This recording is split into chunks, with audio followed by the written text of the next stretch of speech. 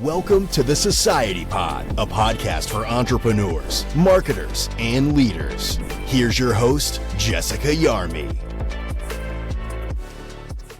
All right. Hello, and welcome to the Society Pod. I am here with one of my 23 years ago teammates for this episode of Q&A Day. For those of you who don't know, Q&A Day is built around the fact that we all should be vulnerable. We all should ask questions. We all should be curious about each other. We all should stay connected and networked. So there's no one better to tell that story of connection and reconnection than Miss Jessica. I will turn it over to you. You can introduce yourself, give a little bio and like where you're from and what's top of mind with you today. Great, excellent. So Jessica Byrne knows me back in the day as Jessica Sheehan, and I am newly married. So my married name now is Jessica Byrne, and I'm from Long Island, New York. I want to thank myself for making this call to you to have this conversation, and I want to thank you for showing up. Honestly, you giving me your time now, because that's not what everyone does in this world of when you actually have the vulnerability to reach out, when your gut's telling yourself,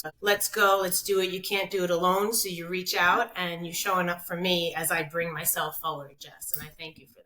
Oh my gosh. I would always show up for you 1000%. If you wanted me to hop onto a flight to Long Island right now, I would. But I think also you're right in that even if it's anybody, if it's like somebody just reaching out blindly on social media or reaching out via email with pure and honest intentions and truly like needing help and asking for help, that's one of the reasons I'm doing what I'm doing right now, is just like giving back to anyone who's a couple chapters earlier than me. If I could make their ride a little bit easier than mine has been, I am happy to do it, because all of this is hard. And so I think we all do need to be more open to, paying it forward and just sharing what we know. I think sometimes we don't think we know a lot, but when you actually like kind of dig into it, it's like, no, we've lived a lot of life. Like Yes. we know our things.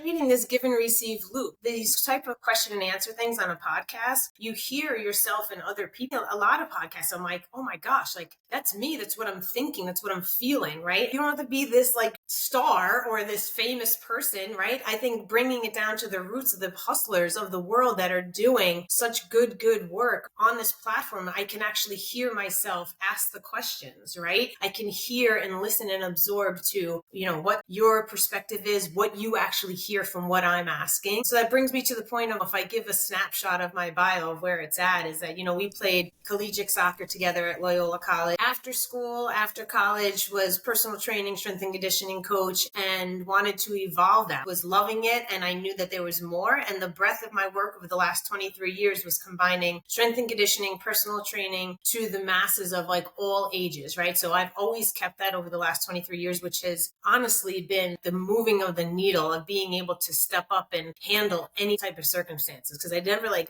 kind of niche myself into just one type of clientele. And then I layered on being a physical education teacher. I got my master's in physical education. So then I was working K through 12 every single day from 7 to 2:30 all day. And then I layered in being a boys varsity soccer coach during the fall seasons, right? So I have the trifecta of wearing a lot of hats and being in a community of giving and receiving and helping these young athletes kind of go to the next level and use the context of what we do, right? Using the context of sport and physical fitness and wellness and mental health. A lot of times people work on their craft and possibly their body, but they're not working on their minds. I love and adore this methodology that I've like kind of worked and massaged and been like, what is keeping these people back? Have it not be just athletes, have it be the mom, the young child, the adolescent, the person coming out of physical therapy, whatever it may be, on the whole host of how clients and students and athletes have kind of come into my world. I'm here now at 44. If you ask me, what do I regret at the end of my life? You kind of say right now, well, what do you regret right now? Can you answer that question of like, what do you regret right now? And it would be not making this call and reaching out and asking some more questions. To layer on to that, my career started in restaurant, and I didn't get into fitness until I was 30. I never closed that loop that you closed right out of school. You were like, I love this. I'm staying in it. I'm just going to like double down. I'm going to go. So I kind of like left the space and went the business route, went the marketing route, went the like agency and media route. It wasn't until I circled back to fitness and layered fitness back into my profession that I was like, okay, I'm there now where this is everything I love stacked into my day. It's funny that you start with regrets because I would start with gratitude from a standpoint of like, how lucky are we to work in what we loved to do? And how many athletes are out there in college that are then looking at their post-college plans and saying, I don't know what to do that can monetize my passion for fitness. There are so many ways to make a career in fitness. There's so many different directions you could go in. I would just encourage like any athletes to stay in what you love. If it's truly that much of a driver in your world, which I know it is for you, like stay in it and just figure it out and put it into something like build a model that's going to make sense for you and like going to maximize your talents. Maybe that takes us to where you are right now and what your challenge is. One of the things that when I was 25, I did a fitness modeling competition in the world of personal training, strength and conditioning. I ran the marathon, which was great. I did triathlons, which was great. But then it was also like, that was a big thing to get on stage. It was like, you better learn about biology and nutrition, because in the end, that will always win, right? So I was young though. I was young blood at 25 and I did quite well at it. But at that time and frame, I kind of did it. I did well. I placed and I could have went on with it, but it was so drastic of a measure. It was not sustainable and not mentally healthy for me. That's not what I was looking for at the time, but there was a piece in it that I like always wanted, that I wanted to go down the path of it being a modality of like the fitness modeling part of it is not about what you are seeing. It's about what the person is actually being. So what is being captured in fitness modeling, I think is very, very, very powerful in the advertising marketing world of how we can show up within brands and ourselves and how we're influencing other young bloods in this world of things. So if you ask, when I answer the question now, I look back and I never went that route and kind of added that on to my professional world. And I always wanted to do it. And I've had a lot of mentors in my life, Jess, and they've always been men. I met a very, very powerful mentor just within this past year. And he said, I really want you to reach out to someone that you trust. And that's a woman that can help you. And you're the first woman that I've reached out. I sat down with him 3 weeks ago and I said, I don't know. How do you get an agency? How do you get into the fitness modeling world in this wellness perspective, not in the bodybuilding, get on stage perspective, because that threw the pendulum so far and it took me off of what I do every single day that is so holistic, right? So he's like, you know what you need to do? He goes, you need to make the call because there's people out there doing it and you are just as remarkable and unique as everyone else that is doing it. It can be done. And I said, exactly. I know it can be done. I just don't know how or where to start or where to begin. I'm 44 and I've hustled a lot, Jess, my life, so this feeling, the fear is like, am I going to start spinning my wheels, right? Yeah. This energy where it's like, I do need help. I need help with someone that understands, that has contacts, that can nudge me down this path and this lane, because it is something that I would regret if I don't go after it and like really see if I could do something. What is the why behind the desire? Is it to go back in time and get back to that place of I'm in my strongest self, I'm mentally strong, I'm physically strong, and now let me like represent that to the world? What would be a success for you? Like what's a win for you? I'm in the position and in the rhythm of life where I'm very grounded and rooted in my like purpose and my passion. The purpose and the passion now, putting this into not like just winning it from a performance standpoint, to be honest, which was very like my performance identity for a very long time was that. And it was this very exhaustive approach. And the purpose now is like a huge win is that it is very uncomfortable for me to expose myself and almost in that like imposter syndrome, like who do you think you are? Where I know that I emulate and exude and live my life in a way that like the culture within me now is exactly where I feel like things like my thoughts, my feelings, and my actions are totally aligned. Yeah. Capturing that in this modality that has been always kind of a sticky spot of like, you can't do that. Just want to challenge yourself to get to that part to where in my community of understanding how I live my life consistently, daily, habitually, to emulate that and support a brand with that and be influential to the growing society of where I have a big impact. That is be a tremendous win to show other people like I am out there to the masses, not just to this tiny, tiny, small community. If you're sitting in front of a buffet and you get to choose to put on your plate, doing another competition, becoming a fitness influencer, becoming a fitness model, or becoming a mentor within the fitness world, which pieces do you pick up and put on your plate? Yeah, I would double down. The mentorship is number one. That is what I am to the core, the teaching model, the mentor, giving that whole give and receive thing. People in front of me have always been taking me under their wings, and they have filled me up to where that is my number one. That's like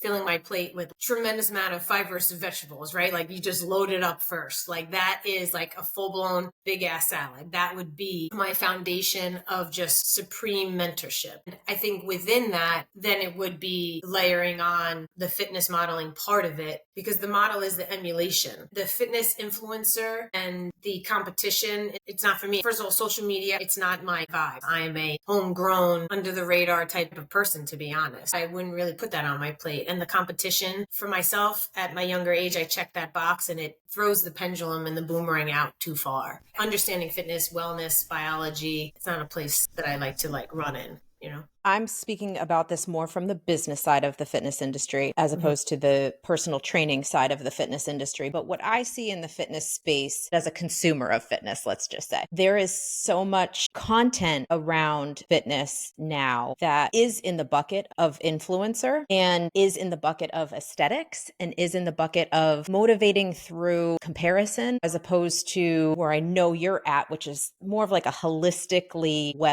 balanced person. We'll call it like self-optimization. Like, let's not even put it under like fitness. Like, because I think you have the fitness component, obviously, but you also have so much work that you've done in other areas where you see like Andrew Huberman, like doing his thing in his world, and he's found his people via the way that he approaches putting content out into the world. I think you can really rinse, repeat that same play in order to find the right people who are going to connect with you. Where I put the difference is like influencer is like, I'm trying to get to 1 million followers so I can get athleisure deals, or apparel deals. And what you're saying is, I want to build a business. It is deeper than social media. It's deeper than just photos online. Right. However, like a lot of amazing reach is achieved via social media and online. I think it would be interesting to look at like who is in the space that you are watching that you really respect and reverse engineer out of what they're doing. And it might be more like podcast driven. It might be more blog driven. It might be more like newsletter driven than social posts.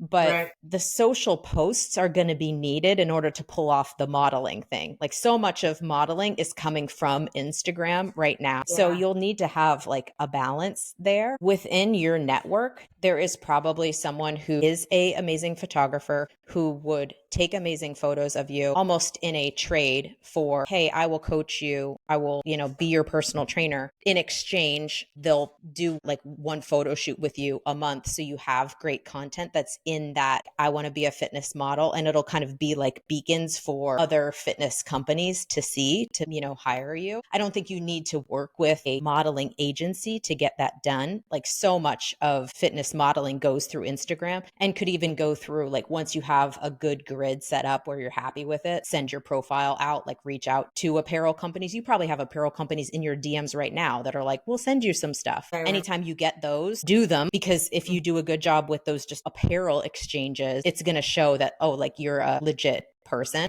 who's good at this and looks great on camera and like all of the things that you want to represent in that regard. The bigger challenge is that mentorship kind of bucket, and like how do you put content out there into the world that like leans on your expertise and hits the target markets that you want to connect with. Go down either like a video route or like a writing route. And I know you do both, but where are you like called to more right now? Last year, I kind of went down the video route of doing different things for different school districts, and it was called SEL Fitness, and it was for understanding, because social emotional learning is a big thing within schools. For a full year, I put over a year, it's probably 2 years of videoing. I kind of tested that out. The content is the root of like my teaching. Whenever I am flooded with creativity early in the mornings and how I'm planning for clients and how I'm planning for teams and how I do all my stuff, that's what sets me apart, is the actual content that I love to write. You know what I mean? And not exhausting myself in the video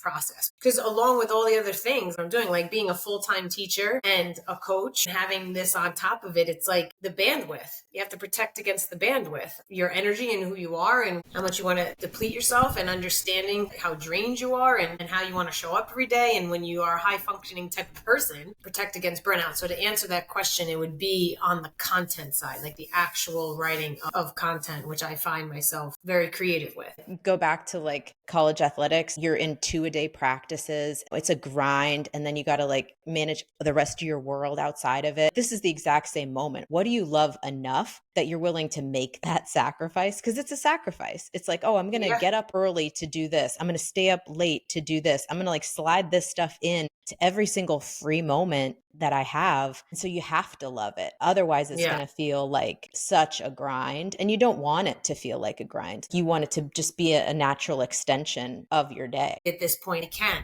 And I can find that stride. I felt burnout a year ago. I know myself quite well. And I was like, I can push. I can hustle. I know when I need to like pause and pull back. You know what I mean? So I can push again. Like I know how to switch those gears. But when I felt that burnout from doing the videos and like all that stuff, I was like, I have to pivot. The other game that you could get into playing is find somebody who is good at those things and partner with them. Like not just similar to like having somebody, you know, take photos for your Instagram so it looks clean. You know, there's somebody out there who would voice record things and AI transcribe them. Those kind of hacks where it's like, how do you best flow? And you just want to be in a place where you flow because that's where you're best. And you just want to be in that place where like it's going and at volume, at scale. But then you need somebody who's going to complement that. And like, I don't want to say clean up the mess because I know it's not messy, but like digest it down. Just wrote this workout and it's great. I want it to live on all of the places. Like I want it to go onto her website. I want it to go onto Instagram as a carousel. So all the fitness people who are like at the gym can be like, okay, swipe through her workout, like do the next piece, you know, so like it's not you on camera, but it's still content that's needed. I think that's the most important part, is easiest, like most painless starting place. And then the rest of it has to flow, and it probably has to flow with someone else. Even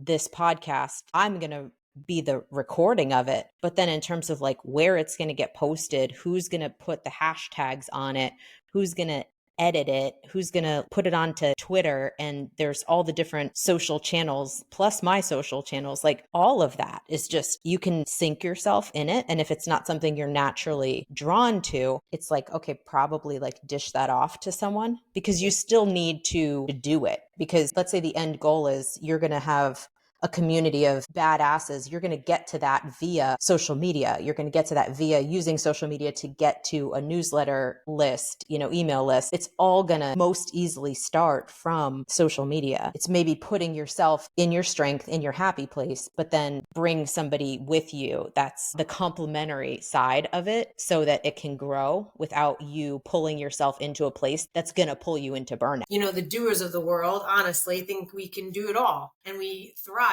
off of being like, we can do it all, right? That's what ended up happening. I even had people saying like, Jess, you can't do it all. And I'm like, no, I can. I can figure this out. Someone might be saying, you know, you need to relinquish the control. Okay, have it be control or not. It's that thing of really diving into saying, look at what you learned. You can't do it all. That other part that you were trying to do was so exhausting. It drained the tank tenfold, right? Because in the other hand, I'm like, I still have to do it and write content.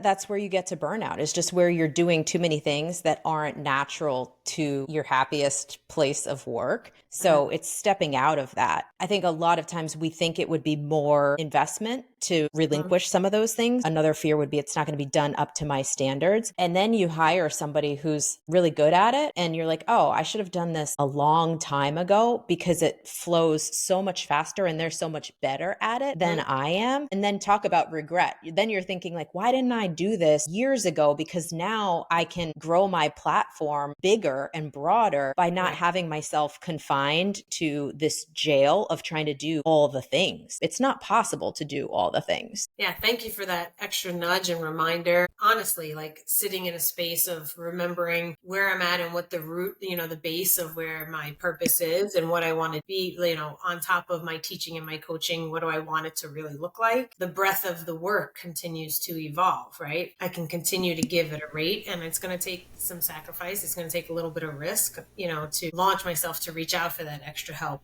to nudge this along. One of the things we share in common that I had no idea about, but it makes total sense. I was basically raised by men in my career. I only reported to a woman 1 year of my career. I have that masculine drive attached to or layered on top of athlete drive. And I think part of that switch into letting things go is stepping into a more feminine collaboration kind of space, which isn't entirely natural, but you have to jump back to teammate days. If I bring the right people onto my team, I trust them wholeheartedly. I think some of it is you just haven't connected with the right people yet who are going to be people who you would trust with your brand, with your reputation, but they might already be in your network, or they certainly might be somebody you could find via social media just by saying here's what I'm trying to build and get to, and here's the blind spots that I need somebody to step into, especially with your work with the kids. The kids are wizards with all of that kind of stuff. And it's really worth finding a 13-year-old who wants to play in social media and wants to play in content distribution. You'd be able to come up with a deal that benefits you wholeheartedly, and they get spending money for their summer. And then I think you raise them up to be this is how you run a personal training business. There's so much value that you could offer to somebody in that phase. I think sometimes you put yourself on an island because you're I'm the only one who can run the way that I run, but you need somebody to run differently. Yeah, You need a complementary skill set to not be you. My example of that with my team is I'm in execution mode basically all the time. I have a level of tornado and insanity that I'm fully self-aware of. And I know with people, with team members, it can be way too much. And so the way that I build my team is I stack people who know me and know how I work. And then I let them handle all the people below. Because if I'm in a direct connect with somebody who doesn't know, they're just gonna be oh my gosh, WTF, get me out of here. So I have very empathetic, people-driven leaders that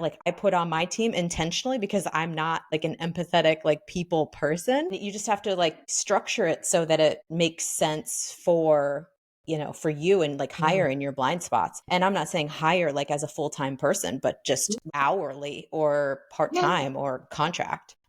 Did it take you a while to find those root people underneath you that you go to, those leaders? Did you really have to kind of trial and error people? Did it take you a long time? Were they people under your wing and in your heart, inside your vest for a very long time? And then you kind of brainstormed with them and they were I'm all in with you because I love you. Was it that type of thing, or you actually interviewed for it? I've hired a lot of people, and I'm not going to say I've hired all amazing people because I've hired and fired people. Once you get in, it's pretty fast to realize this isn't going to work. It's one thing to say something in an interview and then you bring it to life on both sides. Once it comes to life, it just comes to life differently than how it's talked about in the interview. And so I've had fast learnings and fast firings. And so I'm definitely by no means an amazing vetter in the hiring process, but I think I am very good at acknowledging once somebody's in feeding what they're great at and putting them in their strengths, and also pushing them so they know where my standard is. And so 4 months later, they're okay, I know what Jessica's going to say. I know she's going to push back on this. I know she's going to want to see this before it goes out. I know she's not going to care as much about this. Early involvement to kind of show here's where the guardrails are, or here's where the standards are. I still mess that up to this day because my standards are so high for myself. I have to always kind of check that. can this be executed at the level that I want it to be? Or does it just need to leave the building at a B plus and call it a day? I think I've gotten better over time of taking a periodic B plus if we're overall getting the A. One of my best hires was someone right out of school, and it was her first job out of school. And I threw her into a startup role and just a seat with like no processes built, no guardrails. The whole ship is flying like at warp speed and you just have to hold on, just hold on tight. She could go anywhere and do anything, and the pace in comparison will feel slow. Everything will feel very organized and calm, because just right out of the gate, she just dove in and got used to like, oh yeah, all the things. So I think people's the most important part of anything, but especially if you're trying to grow, it's hard to grow when it's just you. What it requires is probably what you felt last year, where it's like, I need to do more if I'm going to grow. And so it's more hours, it's more effort, it's more stress, and it takes you to that burnout place where it's like, start thinking of it as like a team or as an ecosystem. And there's going to be this revenue stream of my business. And then I'm going to do this and start to build it so it's bigger than just you. And that's where it really will unlock for you, where it's not just all on your shoulders. That's the sticking point, when it's kind of all just here and then it just doesn't go anywhere. I don't go anywhere. The ideas don't go anywhere. And that's where then the frustration then builds, inside, because you have this like ferocious desire deep. Yeah. There's more. I gotta do more. I want to do more, Yeah. And you're in the fitness space. How many people have hit that same exact place in the fitness space where like you as an individual have built your career as far as it can go? To take a next step, you have to let some of that control go. You have to bring in other people into your ecosystem to build your personal brand bigger, or you have to build a facility. The next step, once you've tapped out of your hours as a personal trainer, is to build something bigger than just you. When you've had 20 years of building it as just you, the hardest part is taking that leap and like bringing somebody in, trusting someone where this whole time you've been the control person. Now it's like, okay, like I have to let go of a little bit of control, knowing that that's what it's going to take to get to that next level. Jess, thank you so much.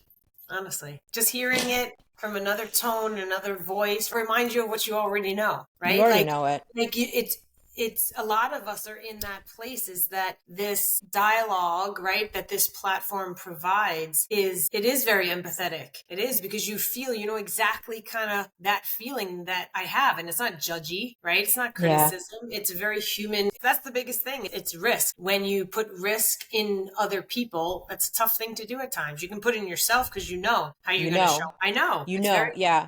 You can carry it. If I were you, I would connect to what's my legacy, because I think you're sitting in an industry in a time when there are dark sides of the fitness industry right now, especially for women. And I think it's very obvious how dark it is and very watered down. I think what you're saying and the niche you want to sit in is needed. I think there's going to be women who are younger coming up in the fitness industry that are going to need you to leave behind the breadcrumbs of like, okay, how do I do it? Like, how do I maintain self-worth as I'm coming up in this industry? How do I maintain like holistically good health in this industry? It's hard, especially for women who want to be in modeling, especially for women who want to be influencers, putting on a team mom kind of hat and saying, I'm going to share everything that I can to help those who are coming up to navigate it, because it's a lot. It's not an industry that's set up for personal trainers to be financially successful. It's a churn game right now, and it doesn't need to be, but there's no one bridging the gap between, okay, I'm doing this many personal training hours, and then what else? Like, what is the business that's outside of it? And I think you have some who have